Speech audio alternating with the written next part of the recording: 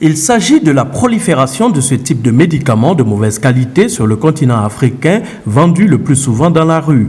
La situation inquiète les gouvernements, dont les acteurs du contrôle des médicaments se réunissent pour renforcer la qualité du contrôle au sein des laboratoires, car ce phénomène est très complexe et peut avoir des sources plus internes qu'externes, comme l'explique le directeur du Laboratoire national de la santé du Mali. La prolifération des médicaments contrefaits a un contour très complexe.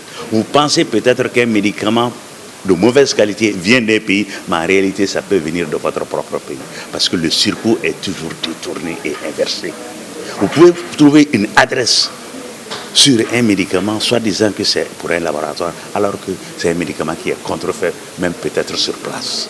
Ce troisième forum pour la qualité des médicaments en Afrique se veut un forum de partage des expériences entre les laboratoires de contrôle de la qualité des médicaments. Et pour la présidente du forum, il n'y a pas de meilleure façon pour le faire que dans les laboratoires appropriés, comme le fait l'agence de contrôle NAFDAC au Nigeria. There is no magic to how you're going to know which medicine is substandard. Déterminer qu'un médicament est de qualité médiocre, falsifié ou contrefait n'a rien de sorcier. Il faut le tester en laboratoire. Et le test induit la formation. Il vous faut un analyste formé qui comprenne les procédures d'analyse pour savoir débloquer une situation, c'est-à-dire savoir comment réagir si quelque chose ne marche pas.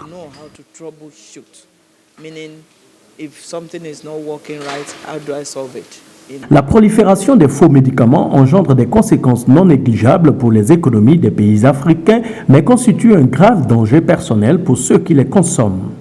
Quand on prend un médicament de mauvaise qualité, le risque est très grand. Non seulement la maladie pour laquelle vous prenez, vous ne serez pas satisfait, mais aussi ce médicament de mauvaise qualité peut contenir d'autres substances qui peuvent entacher vraiment votre santé.